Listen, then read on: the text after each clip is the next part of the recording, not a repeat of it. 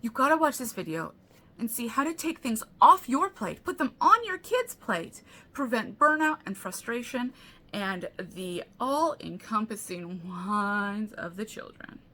All right, let's do it. Now, as you can tell, I have plenty of experience dealing with, and the method that I'm going to tell you about below, it absolutely works. However, you need to go into this with the knowledge and understanding that there's a few things that you need to do in order to make this a success. This is not the first thing that you need to do if you're going to do this method. And the reason it may not work for a lot of families is that you have to give up control.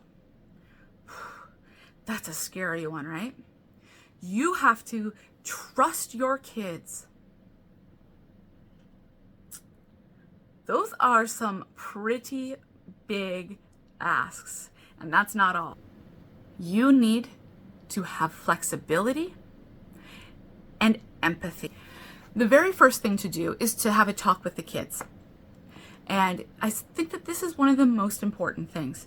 Now, you can do this all at once or gradually over time, but no matter which way you do it, you'll want to keep having this conversation as time goes on. The whole idea is the parent is responsible for planning the education out, and the child is responsible for learning. This means they are responsible for doing their work and getting it done on time, being responsible to get it done. You'll want to choose a planning. The first thing that most people think of is a paper planner, but I would caution you against this because it doesn't have very much flexibility in it, and this method is all about flexibility. I really love planning on paper, but it can get to be a little bit much sometimes, especially when you need to replan and replan. If you like to write things out by hand, you may consider a whiteboard as a more flexible option.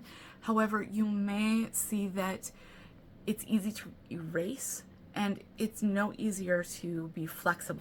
The method that we use is an online planner. This means that it is very flexible. We can change it at any time, and it really makes everything so much easier. We use Homeschool Panda. It makes it easy to skip days, easy to plan, easy to change, easy to check up on the kids. You can list resources, chores, other responsibilities. You may choose the time to complete it or say that it just must get done. You can plan appointments, activities. Kids can check off their responsibilities, including their schoolwork, and they can even turn it in and you can grade it right there. This works best for my family, but you need to choose whatever option works best for yours. And this whole method doesn't change depending on the planning method you choose. So what you'll do is you plan out your school year and decide what curriculum you're going to use, create your own curriculum, and just schedule that out for the year using whichever scheduler you have decided. The difference is you're making this planner for your kids. It's not for you to follow. It's your kids that will be following it. So you may want to include some more instructions in there and some clearer directions. So what happens when kids take this responsibility on for themselves? It helps kids learn what they need to do and how to follow a to-do list instead of just saying, I need to do what my parents say to do. So we are fostering responsibility for our own learning. And that is the most important thing that I feel like we get out of this. My sanity comes in a close second though. I find this really works well with kids who need to know what to expect.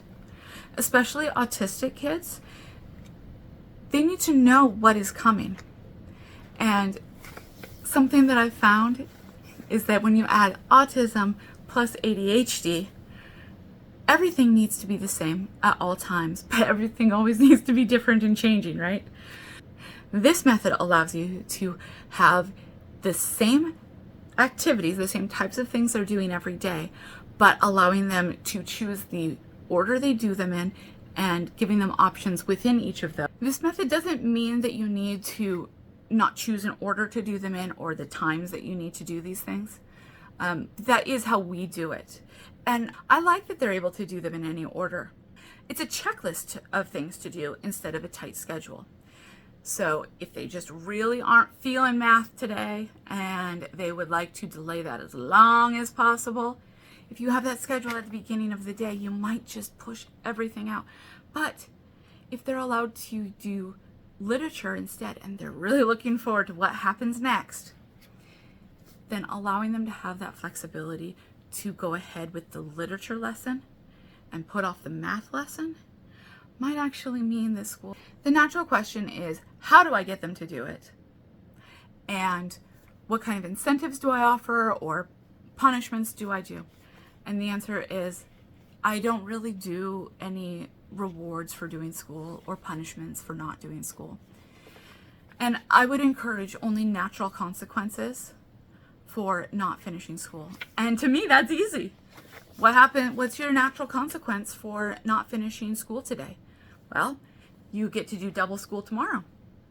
Or you get to do school on Saturday. Sorry. Because what we're doing is we are putting that responsibility on the kids. We are encouraging them to take that responsibility for themselves. And what happens if, for example, there's dishes to do in the sink and no one does the dishes? They don't just magically disappear the next day. Don't I wish? You have to do them the next day still. And so that is a natural consequence. I can choose not to do the dishes, but then I have to do them later. And then there'll be more dishes to do along with that. And so it's the same type of a thing. This is something that the kids are expected to do.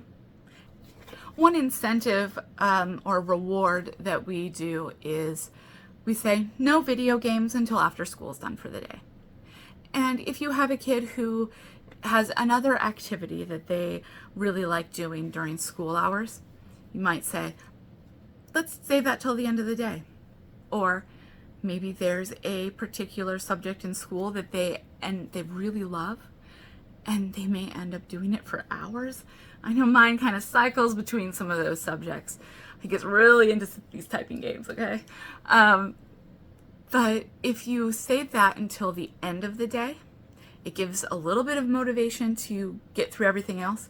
And then there's no pressure to continue. Then there's no pressure to cut that preferred activity short. And just no video games till school's over has been one of the best ones that we have done. And it works out really, really well. So what I'm wondering is if you have tried any of these things, how it worked for you, or what kind of things have you tried in your homeschool that worked out really well to stop that power struggle and stop having all of these whines and arguments around getting school done. Let me know in the comments below, and we'll see you around next time.